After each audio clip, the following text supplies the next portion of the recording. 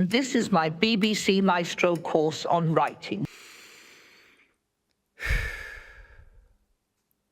It's not every day that you're left feeling shaking and nauseous after watching a making of style video, but BBC Maestro, which is the BBC's version of something like Masterclass or Skillshare, have put together a writing course led by Agatha Christie, who died 50 years ago next year in 1976. They have accomplished this through the skills of an actor, along with costume design and hair and makeup, and the use of AI technology to resurrect Agatha Christie, and, in my opinion, use her likeness like a puppet to present a writing course based on her knowledge, her experience, and her craft. I am genuinely shaking. This is revolting. This is disgusting. This is abhorrent. And I don't know where to start. Now, I made the decision to watch the making of video before I even watched a trailer. And that had an interesting effect because you don't see the final result until the end of the 10-minute making of video. And when at the end of the video you see this AI-generated performance of Agatha Christie come to life, it is uncanny and unsettling and nauseating, and I honestly don't know if I feel sick because of what they've done to her or because of how horribly creepy it looks. I had a physical, visceral response to this, and then I watched the trailer, and it's so horrible. If you want to be a writer, you have to find out what kind of fiction you want to write. And this will often be what you most enjoy reading. You know what? Before I give my full thoughts and feelings on this, let's go through the making of video. Early in the video, Michael Levine, CEO of BBC Maestro, said this: "Before anything happened, we had to approach the Agatha Christie estate." That's a good start. That was my first question when I heard about this. How did you obtain permission to do something like this? Okay, so they went through the correct channels, both in a legal sense and also in a moral sense. Okay. He said that they wanted to represent and honor the legacy of Agatha Christie, and also that at every single stage, the family would see and have sign off on what we do. On paper, all of that sounds great. It's a good way to kick this off, to get anyone who watches it on your side, to show that you approach things with a rational mind, that you are going into this with good intentions. That's how it all comes across. And as I watched it, I thought, okay, maybe I can trust this. Maybe I shouldn't be so cynical. Maybe it'll be okay. Reader, it was not okay. Then we are introduced to James Pritchard. He is the CEO of Agatha Christie Limited, and he's her great-grandson. So from my perspective in this video, he is kind of presented as the moral center of all of this. If James was okay with it, then surely we should feel the same way. She was his great-grandmother. He has a blood connection, an emotional connection to Agatha Christie and everything she did. And James explained that there were 3 guiding principles to this project. The first one being that the basis for the words had to be Agatha Christie's own writing. The second, the look and sound of Agatha Christie had to be authentic. And third, the course had to be valuable for aspiring writers. With regards to that third point, I feel like it's kind of nebulous. How do you get to decide that? Who judges whether or not that is true? With regards to the first point, I was happy to hear that. I want to know that her words, her experiences, her genuine recorded thoughts and feelings went into this. That it wasn't just someone typing into ChatGPT, tell me something Agatha Christie would have said. They make it clear from the beginning that's not what they were trying to do. Okay, but with regards to that second point, how the look and sound of Agatha Christie had to be authentic, what does that mean? Well, as the video goes on, you kind of get an understanding of how they tried to achieve that. And this is my BBC Maestro course on writing. Pritchard also went on to say this, which has stuck in my mind. This is not an impersonation. It is an interpretation. But it doesn't feel as though the BBC is presenting it that way. If you look at the thumbnails, if you watch the trailer, if you read the description of the course, it is presented as though Agatha Christie herself is the one delivering all of this. Her face is all over it. And while I don't disagree that this is an interpretation, that's probably not how a lot of people are going to see it. Especially people who aren't clued in to this nightmare world of artificial intelligence, because it's not, that we're all living through right now. Imagine how many people who are over the age of 50, who grew up on Agatha Christie and also grew up on a BBC that they learned to trust, are going to come across this writing course, and I can't even imagine how they're going to react. It's unsettling, it's uncanny, and as someone who's a big fan of Frankenstein, it doesn't feel particularly moral from my perspective. And this is my BBC Maestro course on writing. As I said before, and as they say in this video, this is not just one person who typed something into ChatGPT and had it spit out some kind of Agatha Christie sounding script. No, people worked on this, and I'm going to give them credit for that. Almost 100 people worked on this. That includes historians, researchers, and academics, as well as an actor, the people who were involved in costume design, in set design, in hair and makeup. This was a massive project, and I want to give them credit for that, and yet I don't think I'm going to. And that's because it feels like all of this was done for the sake of spectacle. It feels so masturbatory. They threw so much time and money and manpower into this project, and why? What was the point? Because, and I'm not done analyzing it, I need to get this out now. I kept thinking of all of the incredible living writers who deserve to have their own writing courses, to have the chance to teach their craft and be paid for it. But instead, they have resurrected Agatha Christie as this AI monstrosity against her will because she's dead, and spat this thing out for us to enjoy and learn from? I don't fucking think so. What about all the people who have so much to teach, who don't get to do that, who don't get to be paid for passing on their craft because they resurrected Agatha Christie as a robot? What the kind of world are we living in? She didn't get a say in this. She didn't get to... Let's carry on.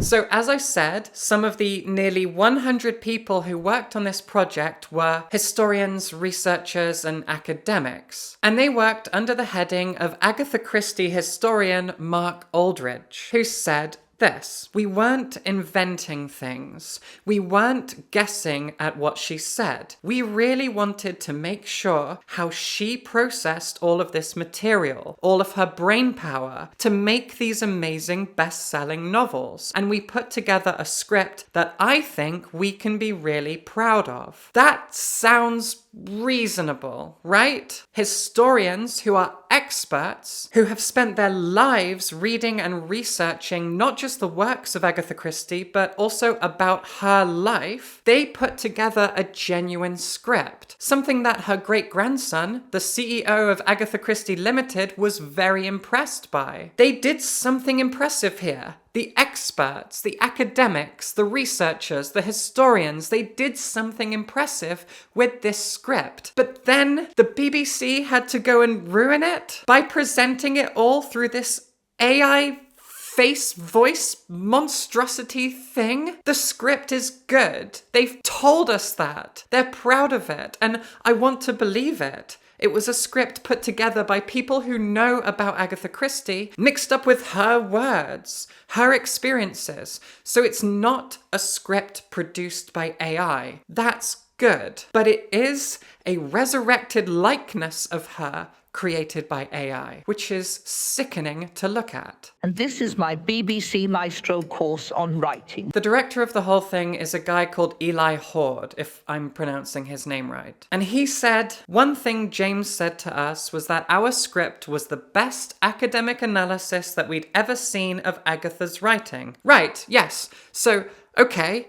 That means that we should be able to trust the script. That is at least something that I can take away from all of this. The actor who portrayed her, by the way, is Vivian Keane. And I haven't seen the course. I'm not going to pay for it, obviously. So I don't know if she did a good job. But also, could we ever say if she did a good job? Because when you see the clips, it's an AI manipulation of Agatha Christie's voice and an AI interpretation of her face molded digitally over Vivian Keane's face. It is so uncanny and unsettling. So at this point, can we tell if she did a good job? It's not a biopic, it's some monstrosity. I keep using that word, and I'm a big fan of monsters, but my God, I don't know what else to say. Now, beyond the AI, as we've said, lots and lots of people worked on this, but I'm not entirely happy with that either.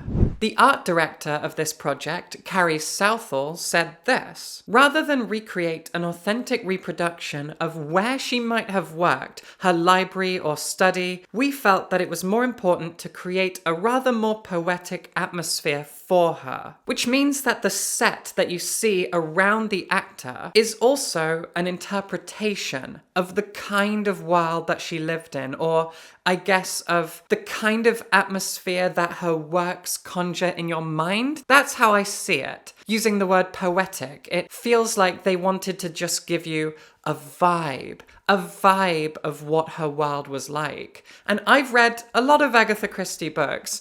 I'm a big fan. My favorite is right here behind me. Crooked House. I love this book. Five Little Pigs. The Murder of Roger Ackroyd. Endless Night. I love these books so much. And yeah, from the screenshots and clips that I've seen, the set behind her, it feels like this. They got the vibe right, but it's not true to her life. She literally said these words, rather than recreate an authentic reproduction. So even AI aside, we are slipping further away from Agatha Christie's truth, her life, herself. The AI is not her, the actress is not her, and everything around her is not her life. So when we see this thing being presented by Agatha Christie, it is a dream version of her. It is an interpretation of her by people who didn't know her and who couldn't ask her consent for all of this because she's f***ing dead. Where is the respect? Where are the ethics? Then, as the video goes on, my interpretation of it is that they start to sound defensive. So many of the people that you've gotten to know until this point start defending the decision to use AI as though they're paranoid. That's how it sounds to me. It feels like they're worried about how all of this is going to be perceived. So they keep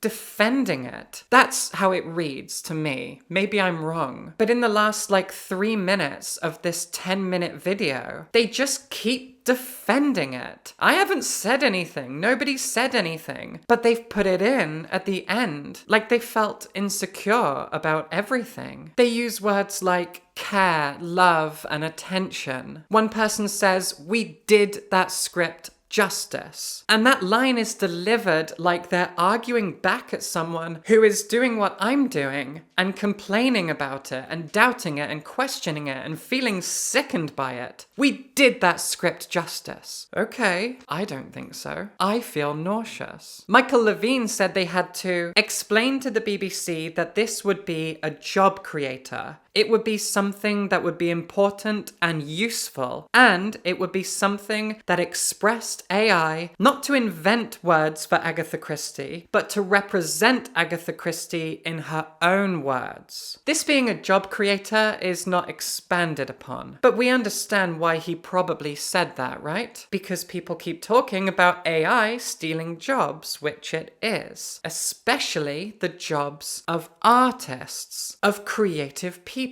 like Agatha Christie. The irony of presenting a creative person who is dead, using AI is sickening. But I assume by job creator, he means that people will watch it and become best-selling authors just like her, thus having a successful career of their own. I guess that's what he meant. And in that quote, once again, we are reminded that these were her words. These were not words created by AI. So her words were not stolen. A script was created out of her words, as well as the research done by expert academics. Good. I'm glad we can all agree that this is a well-produced script. So why wasn't it delivered by these experts, by these historians, these biographers, these people who have studied and have such a love and passion for the works of Agatha Christie? I would have liked to have seen that. Agatha Christie's skills and knowledge and research and experience and expertise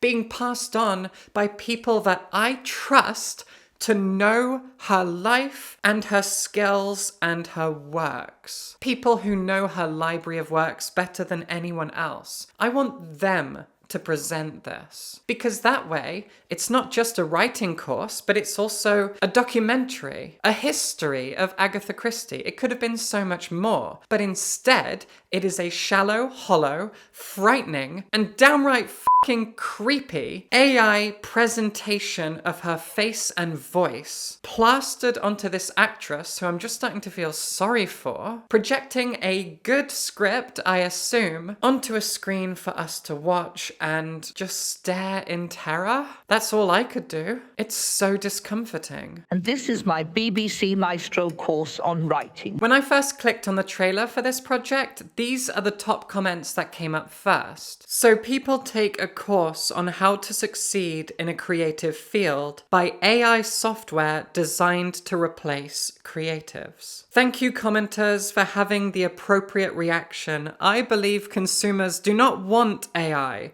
We want real connections with actual human beings through art. How many Terminator films do they have to keep making before we figure out where this is going? Your scientists were so preoccupied with whether or not they could, they didn't stop to think if they should. This is so fucking tasteless. But wait, there's more. They should definitely have a disclaimer saying this is not the real Agatha Christie, and she never said any of this. Unless it's an actual recording from when she was alive, but then just play that without the AI nonsense. What won't the BBC do for money? The disrespect is baffling. I was interested in the Alan Moore course, but this turns me off from BBC Maestro as a whole. And right here, this is my favourite comment that I found. You don't know how she would have chosen to present herself in a transmission, when she would have decided to smile or not, or in which ways she would read or edit this. You don't know any of these things. She was an actual person, not a puppet, or a publicly owned character. These are lesser and entitled people pretending to be Agatha Christie on taxpayers' money. Christie's far relatives may own her book rights, but they have no ownership of her. None. This whole thing, in my opinion, is a revolting bastardization of a dead woman's face and voice. It is crass, it is callous, and it feels like a deep invasion of the rights of someone who can no longer speak for or defend herself. This project must have taken so much time, so much money, so much manpower, and what we're left with is a shallow gimmick that looks gross to watch. And in my opinion, at my most cynical, it kind of feels like AI propaganda. Just further slipping AI into the world of creative writing, of publishing, of creativity as a whole, and also of academia. This is just another project, another bit of promotion that pushes AI, thus normalizing it and making it seem ethical. And in my opinion,